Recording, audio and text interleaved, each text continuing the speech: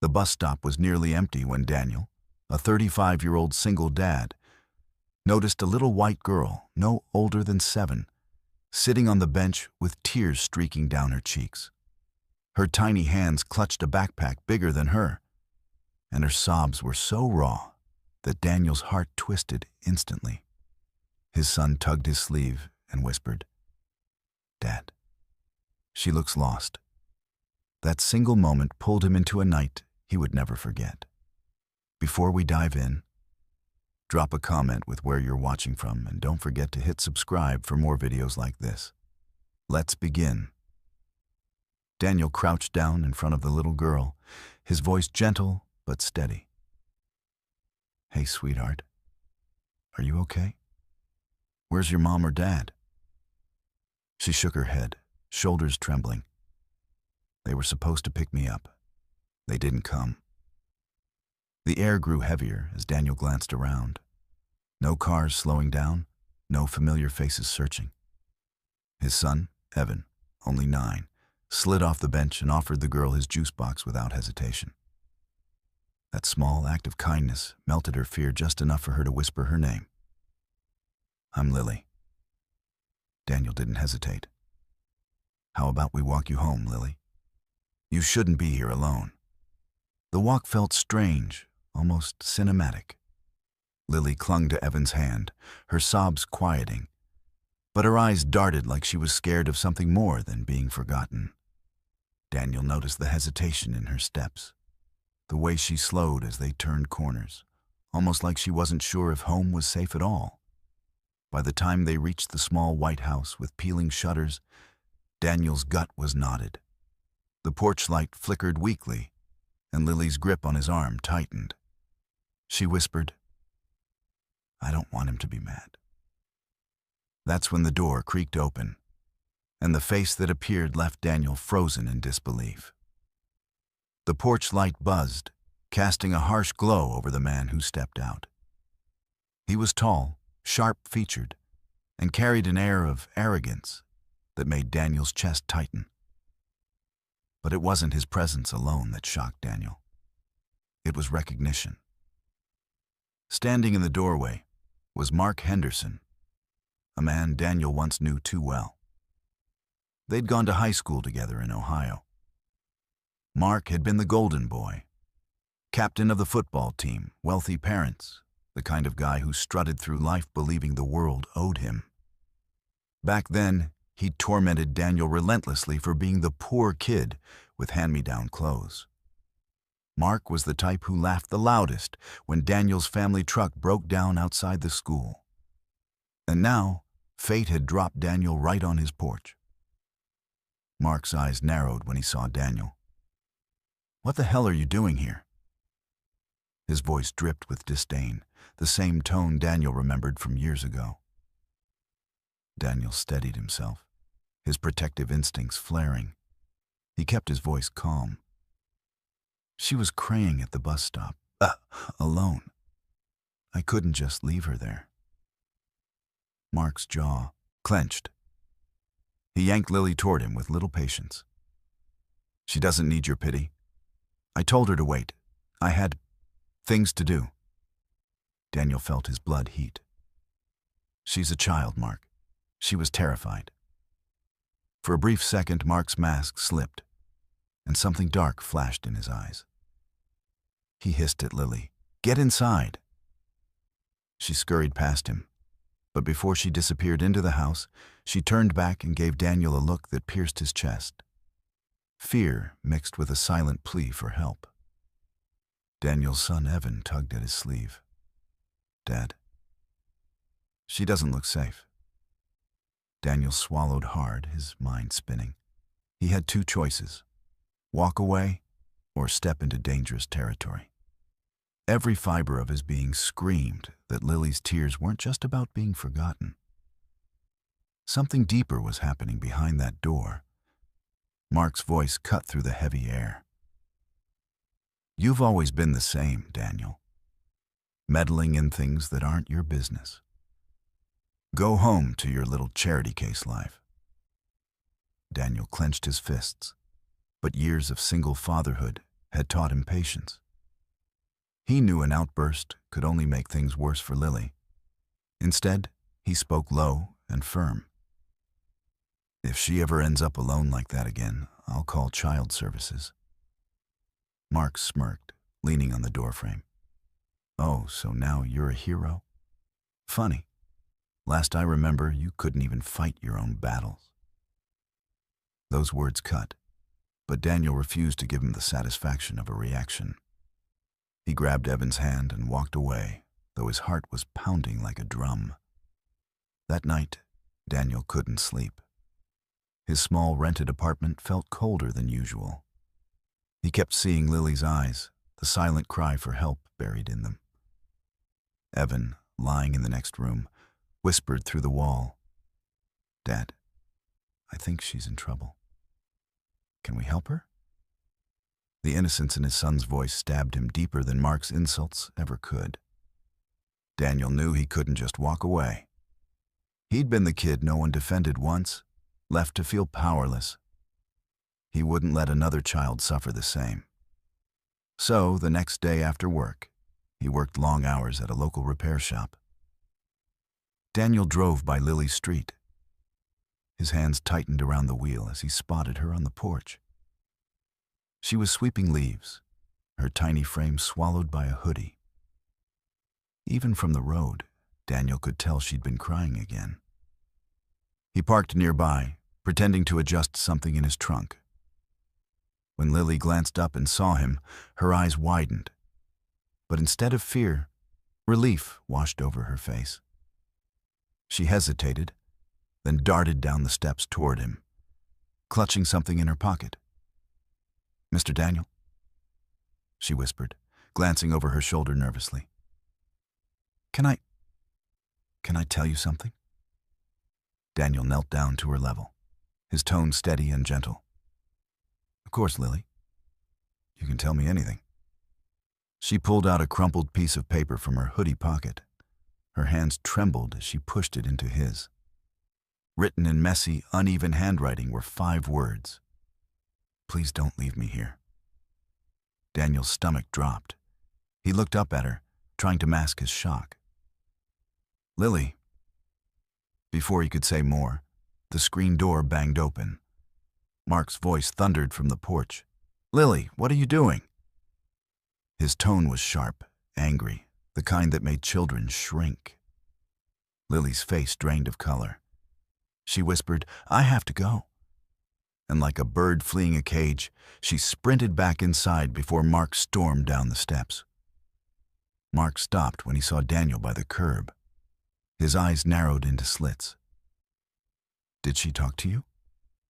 Daniel folded the note in his hand, keeping it hidden. "She just said hi, that's all." Mark gave him a look full of suspicion. "Stay away from my family. I don't need your charity or your judgment." Daniel forced a polite smile, but inside, fire raged. He knew now, without a doubt, something was very wrong inside that house. That evening, Daniel sat with Evan at their tiny kitchen table. Evan had homework spread out, but his eyes kept wandering. Finally, he asked, "Dad, are we going to help her?" Daniel exhaled slowly. "We can't just storm in. But yes, Evan, we're going to help her. Somehow."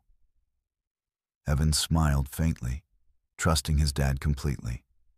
That trust gave Daniel strength. For the next week, Daniel kept an eye out. He'd drive by when he could, check on Lily at the bus stop, always making sure she knew someone cared. Each time she saw him, her eyes brightened a little, though the shadows never fully left. And then came the night everything changed. Daniel was finishing a late shift when his phone buzzed. An unknown number. He hesitated, then answered. A small, trembling voice whispered through the line. "Mr. Daniel, it's me. It's Lily. Please, can you come?" Daniel's heart lurched. "Where are you, sweetheart?" Her words tumbled out between sobs. "In the park near school. I ran away. I'm scared." Without hesitation, Daniel grabbed his jacket and sprinted out the door. He knew this was bigger than anything he'd faced as a single dad. This wasn't just about kindness anymore. This was about saving a child from the same kind of abandonment he'd once felt. And as he sped toward the park, gripping the steering wheel with white-knuckled determination, he whispered to himself, "Not this time. I won't let her down." The night air was sharp, cutting into Daniel's lungs as he raced through the park. The dim street lamps threw weak circles of light across the playground, the swings squeaking in the wind. His eyes darted from shadow to shadow until he spotted her. Lily, curled up on a bench, knees pulled to her chest, her backpack clutched tight like it was the only thing she owned. "Lily," Daniel called softly, trying not to scare her. Her head snapped up, eyes wide and wet. When she saw him, her face crumpled with relief. She leapt off the bench and ran straight into his arms, sobbing into his chest. "I didn't know who else to call," she choked out. Daniel wrapped his arms around her, steady and warm. "You did the right thing, sweetheart. You're safe now." For a moment, it felt like the world stopped. The broken little girl finding a father's embrace she'd never had. But Daniel knew the storm wasn't over. It was only beginning. Back at his apartment, Evan sat on the couch with wide eyes as Lily shuffled inside. She looked so small, clutching her backpack straps as if she expected someone to snatch her away. "Dad, is she staying here?" Evan whispered. Daniel crouched in front of Lily. "You can stay tonight, all right? No one's going to hurt you here. We'll figure this out in the morning." Lily nodded, though her eyes kept darting to the door. When Evan handed her a blanket and a cookie from the jar, she almost cried again. Simple kindness, something she should have always had, seemed foreign to her. Later that night, as the kids slept side by side on the pull-out couch, Daniel sat at the kitchen table, head in his hands. The note she'd given him, "Please don't leave me here," burned in his pocket. He knew he couldn't keep her hidden. If Mark found out, he'd explode. And if child services stepped in without proof, Lily might end up right back in that house. Daniel stared at the clock, the weight of fatherhood pressing heavy on his shoulders. He remembered his own childhood, how no one ever stood up for him when he was the poor kid everyone laughed at. He'd promised himself that Evan would grow up with a father who never looked away from injustice. That promise stretched further now. Lily needed him too. Morning came with a pounding at the door. Daniel's chest tightened instantly. He opened it to find Mark standing there, face twisted with rage. "You think you can steal my daughter?" Mark barked, shoving his way inside. His eyes darted to the couch where Lily cowered behind Evan. "Get your things. We're leaving." Lily whimpered and clutched Evan's hand. Daniel stepped between them, planting himself like a wall. "She called me, Mark. She was scared. She didn't feel safe." Mark sneered. "She's my kid, not your problem." Daniel's voice was calm but cold. "Children aren't possessions. She's not a trophy you won at some game." For a moment, Mark's smirk faltered. But then he leaned in, his voice low and venomous. "You always wanted what I had, didn't you? The girls, the cars, the easy life. Now you're trying to play daddy to my daughter? Pathetic." Daniel didn't flinch. He'd learned that real strength wasn't fists or insults. It was endurance. He pulled out the crumpled note Lily had given him and held it up. She wrote this. "You want to pretend everything's fine? Tell me why your daughter begs strangers not to send her home." The color drained from Mark's face, but he recovered quickly, snarling, "You don't know what you're talking about." Maybe not, Daniel said, his voice sharp as glass. But the state will, and the school, and every person who's seen her cry alone at that bus stop. Lily peeked out from behind him, trembling. For the first time, her voice rose above a whisper. I don't want to go back. The room went still. The weight of her words hung heavy, undeniable. Mark's fists clenched, but he must have seen something in Daniel's eyes, something unshakable. Because instead of lunging forward, he backed away. This isn't over, he spat, slamming the door behind him. Daniel locked it immediately, his breath coming hard. He turned to Lily, who was shaking like a leaf. He knelt down and brushed her hair gently from her face.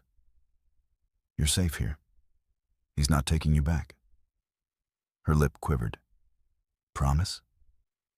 Daniel's chest tightened. Promise. The following days blurred with tension.